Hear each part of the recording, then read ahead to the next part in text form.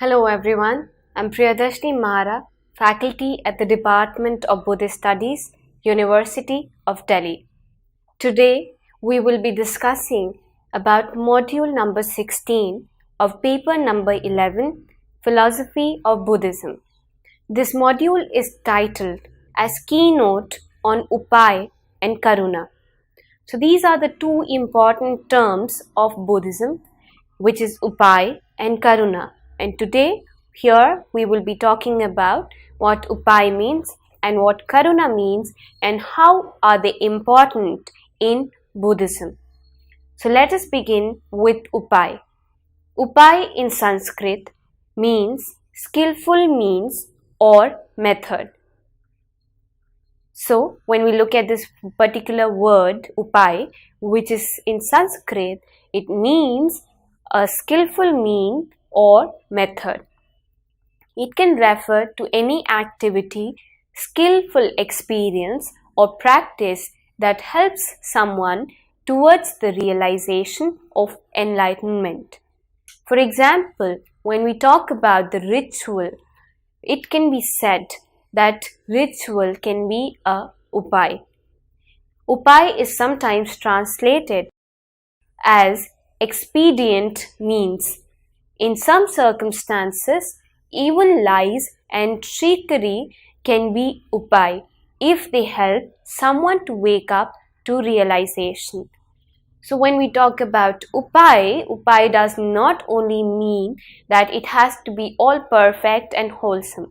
Sometimes if we lie or use certain tricks in order for the other person to realize, then it can be called upaya or skillful means.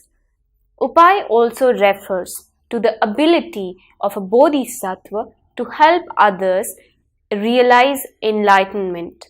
So when we talk about a bodhisattva, the aim of bodhisattva is not to attain enlightenment only for himself, but to help other sentient beings attain enlightenment.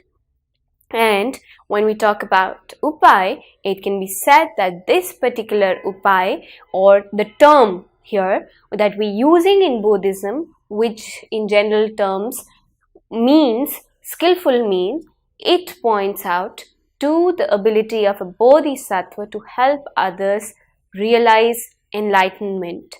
In Buddhist literature, upaya often paired with pragya. Pragya means wisdom, particularly the wisdom of shunyata. Shunyata, as we've talked earlier, in every module we've somewhere or the other, sometime or the other, talked about shunyata. Shunyata means nihisvabhav. It is emptiness of that essence which is there in every individual being as the individual thinks. Okay, so we would not be talking much into detail about shunyata here because we've already talked about it, but for your understanding and for your remembrance, it means the emptiness of essence. Okay, that individual essence that we talk about, every individual being endowed with that individual essence, there's no individual essence as such or identity as such. All that exists is the conditioned being. So we're pointing out here that particularly the wisdom of shunyata. Okay, upaya is the activity of pragya which manifests as compassion, which means karuna. In Pure Land Buddhism, upaya, pragya and karuna are called the three gates to liberation. So we have upaya, we have pragya and we have karuna. So upaya means skillful means, pragya points out to the wisdom, and karuna means compassion. A compassionate heart or a mind that has attained wisdom is going to use skillful means in performing any action it does. So you cannot take these three gates to liberation separate, or you cannot understand them separately because they are related to each other. when we talk about Upaya, then Pragya and Karuna comes together. When we talk about Pragya, Upaya and Karuna comes together. And the same way, when we talk about Karuna, Upaya and Pragya are there in Karuna. Let us now see what does Upaya means in Mahayana Buddhism. Mahayana Buddhists often use the word Upaya, which is translated as skillful means or expedient means. Very simply, Upaya is an activity that helps others realize enlightenment. So Upaya means the activity that helps others to realize enlightenment. Sometimes Upaya is spelled as Upaya Kushala. So Upaya here means skillful means, and Kushal means good actions or wholesome. So this together, Upaya Kushala, means skill in means or the good skill in means. Upaya can be unconventional, something not normally associated with Buddhist doctrine of practice. The most important points that the action is implied with wisdom and compassion, and that it is appropriate in its time and place. The same act that works in one situation may be all wrong in another. However, when used consciously by a skilled bodhisattva, Upaya can help the stuck become unstuck and the perplexed to gain insight. So there are some times when we perform certain actions, at that very particular moment, that action might be good action. But in some other context, that very action may not yield the same sort of results which it yielded earlier. So it depends from context to context. But here, I'm talking from the point of view of a bodhisattva, and he is pointing out that this is for the common people, that Upaya may vary with context.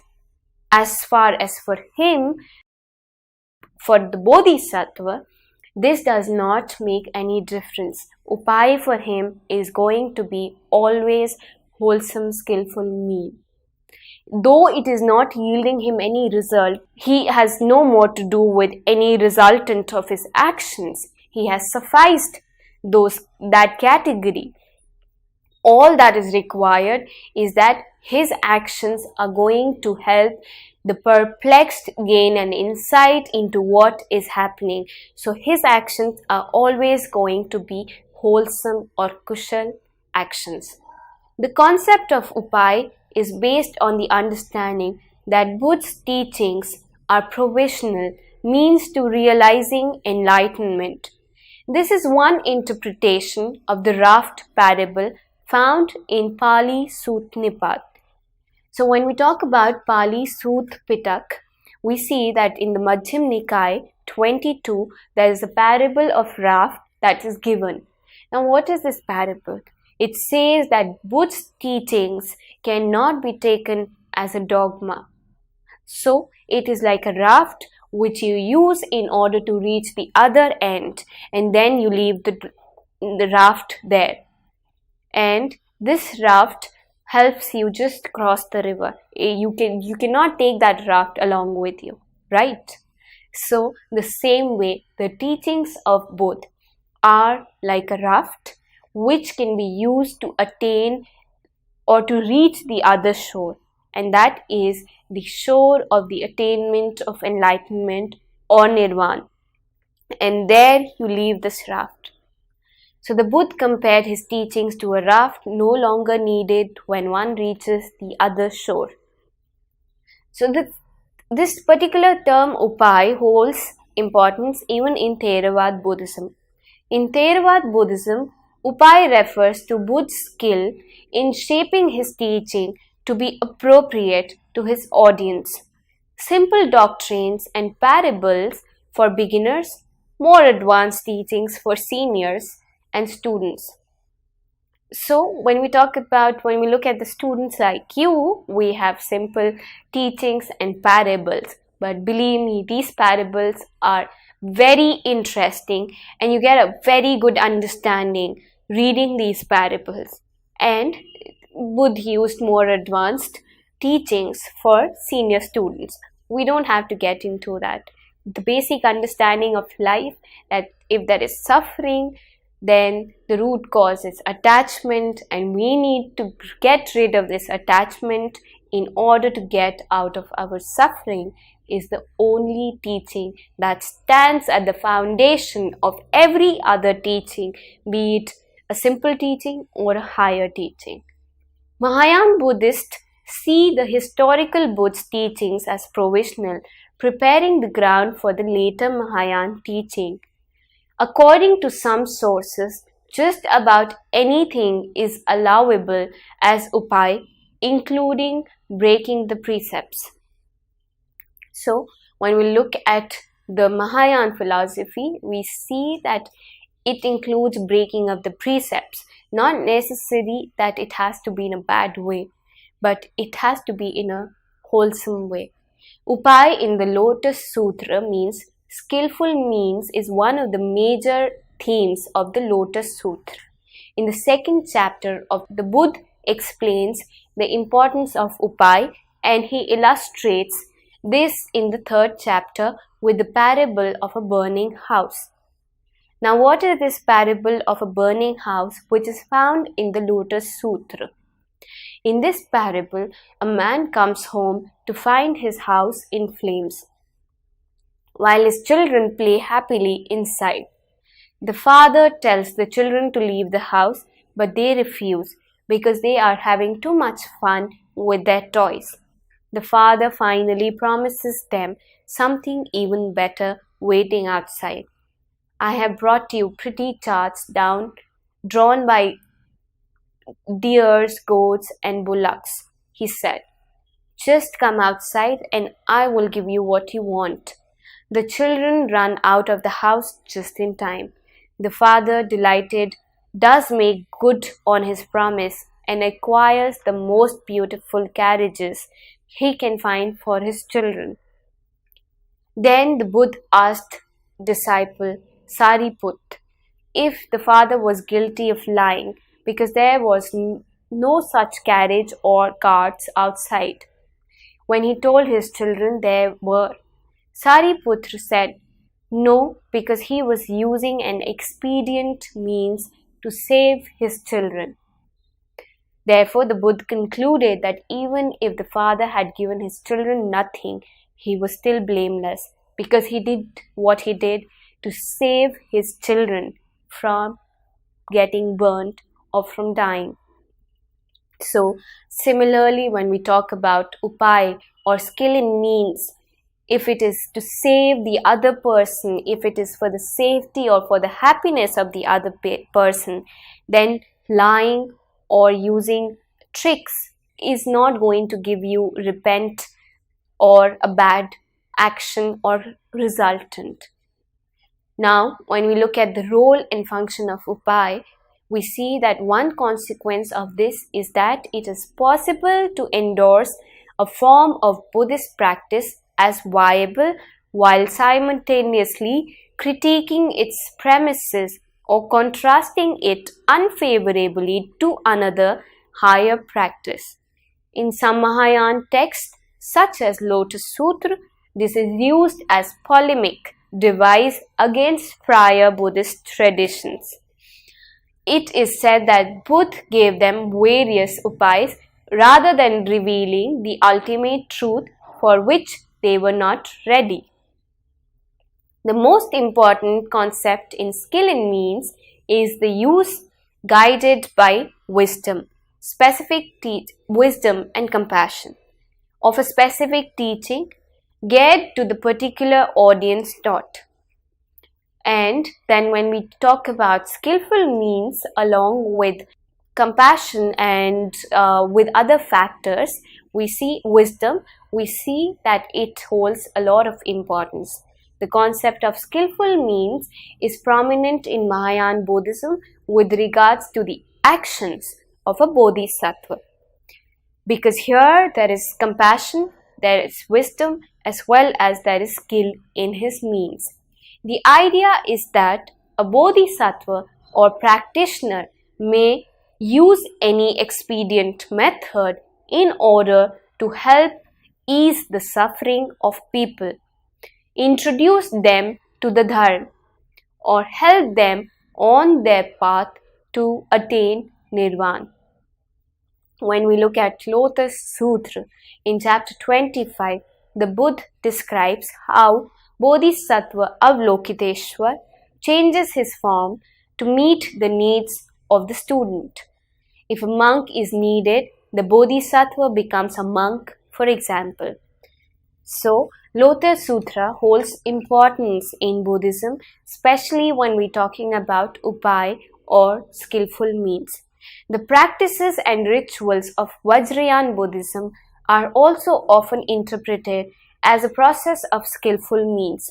They are understood to be means whereby practitioners use the very misconceptions and properties of mundane existence to help themselves reach enlightenment. Now, let us see what Karuna has to say, or what does Karuna means in Buddhism. We've gone through the keynote on Upaya. Now we will be talking about the keynote on Karuna. Karuna in both Pali and Sanskrit is generally translated as compassion.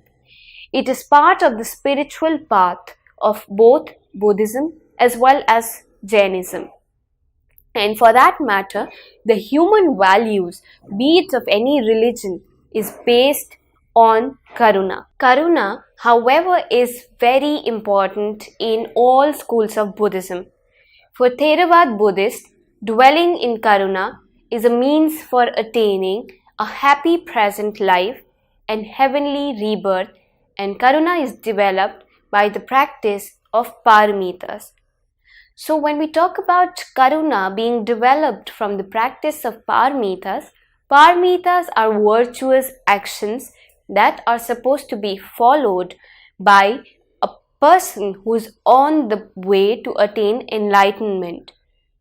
This bodhi nature of a person has come into existence, and now he is on the way to attain enlightenment, and he is the one who follows these virtuous actions or deeds known as paramitas. So here Karuna is developed by practice of paramitas. For Mahayana Buddhists, Karuna is a core requisite for becoming a bodhisattva.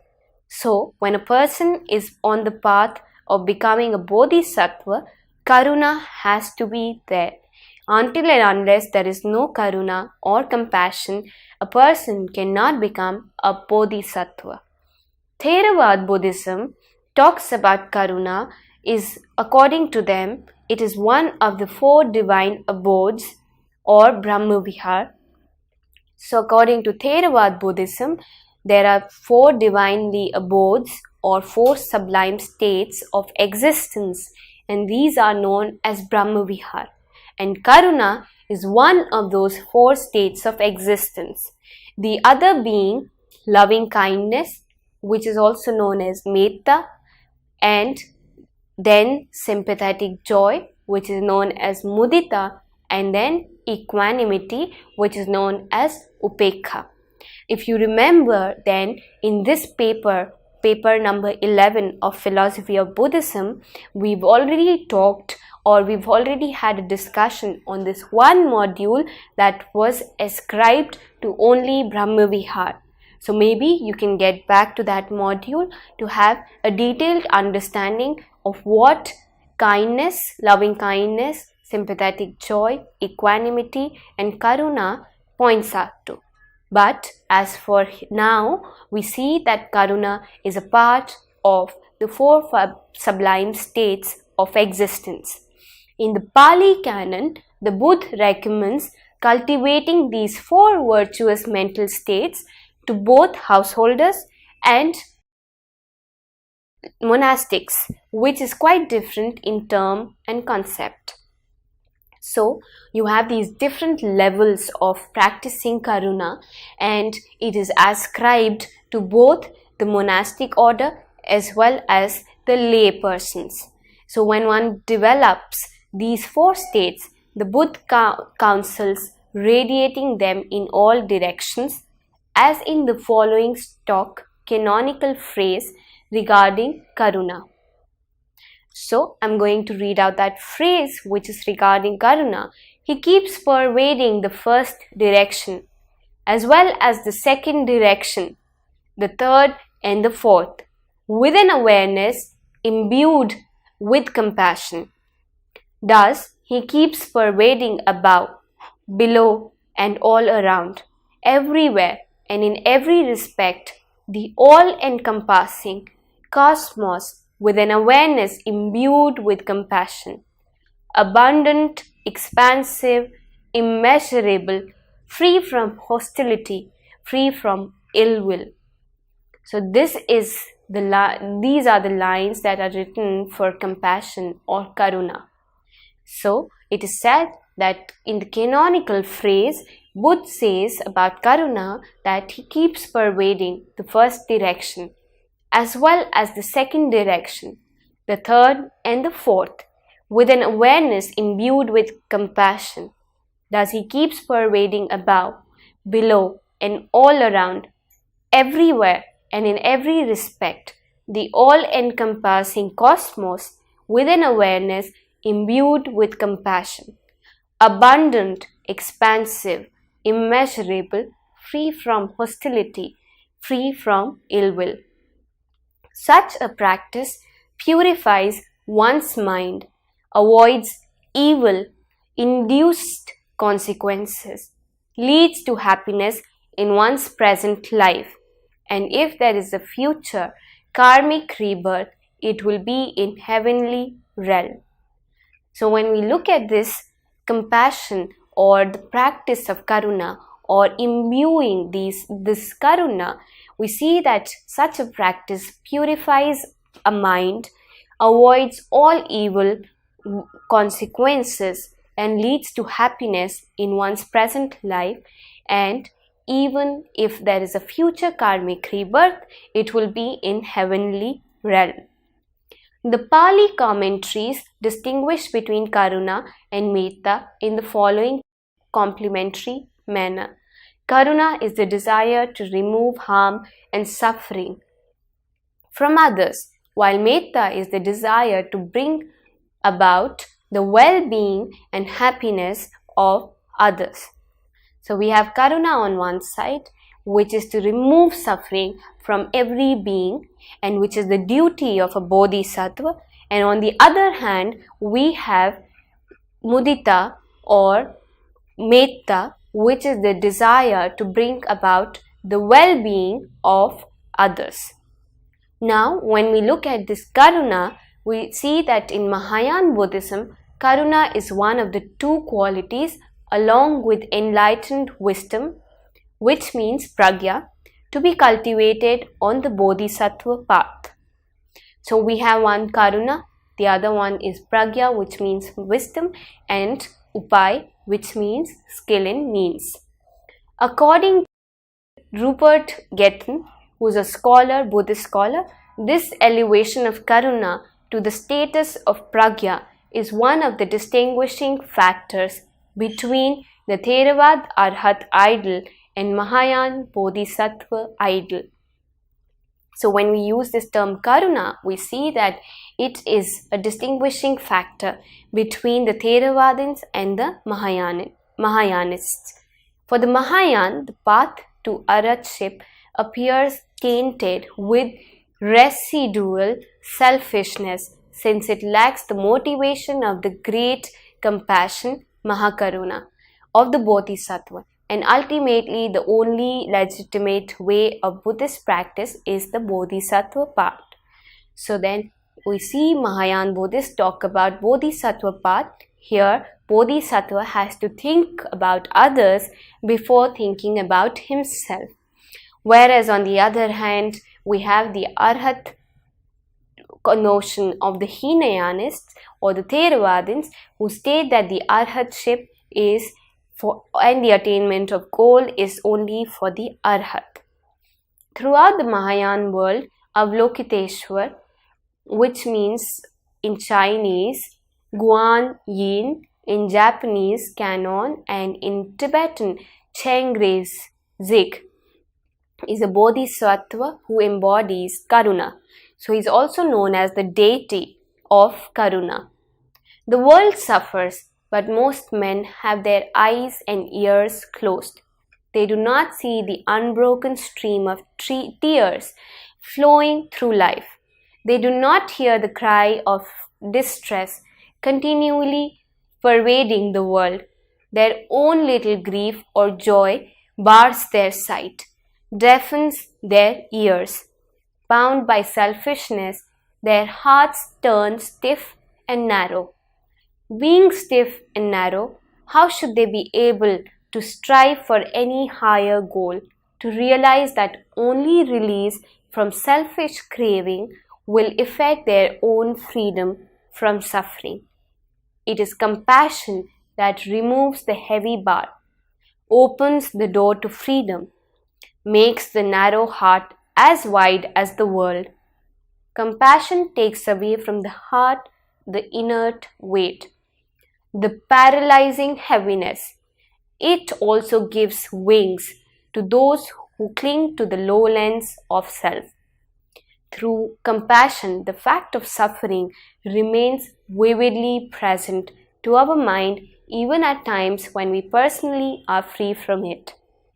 So when we look at this compassion, it does a lot of things. It brings you up from the lowlands. It takes you to the higher portion. It gives you an understanding that the people around you need you more than anyone. And it gives you an understanding that you need to work for these people around you. You need to be compassionate to these people around you. And when we talk about equanimity, it talks about undiscrimination or not discriminating between anyone. So compassion with equanimous attitude is very necessary. It gives us the rich experience of suffering, thus strengthening us to meet it prepared, which it does befall us. Compassion reconciles us to our own destiny by showing us the life of others, often much harder than ours. So compassion makes you realize or makes you understand suffering so that you are prepared for that suffering when it comes your way. And it also shows you the life of others, which might sometimes be more grave and more difficult than yours. Behold the endless caravan of beings, men and beasts, burdened with sorrow and pain. The burden of every one of them we also have carried in bygone times during the unfathomable sequence of repeated births. Behold this and open your heart to compassion. So you have to behold those suffering times which you have already gone through, and you have to realize that you were at that state once in the time that is gone by. And you have to now help other beings come out of those difficult times with all compassion. And this misery may well be our own destiny again. So you never know, maybe today you have good times, tomorrow you might have the misery again. So just try to realize that, try to remember this fact of life, that everything is changing every moment. What you need is to understand this impermanence and then remember that maybe yesterday I was unhappy, but today I am happy, and tomorrow unhappiness might come my way again. And so help the beings who are suffering. He who is without compassion now will one day cry for it. If sympathy with others is lacking, it will have to be acquired through one's own long and painful experience. This is the great law of life. Knowing this, keep guard over yourself. Beings sunk in ignorance, lost in delusion, hasten from one state of suffering to another, not knowing the real cause, not knowing the escape from it. This insight into the general law of suffering is the real foundation of our compassion, not any isolated fact of suffering. Hence, our compassion will also include those who are at the moment may be happy but act with an evil and deluded mind.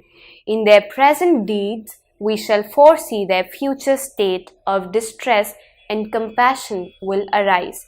And this is the compassion that is required by each and every being, whether you are in a good state or in a dreadful state. This compassion has to be developed in every being and for every being. So here we understand the keynote as to Upaya, and compassion hold a lot of importance in the ethical way of Buddhism. So to understand the ethics of Buddhism, you need to keep in mind these two key concepts of compassion and skill in means, which means Karuna and Upaya. Thank you.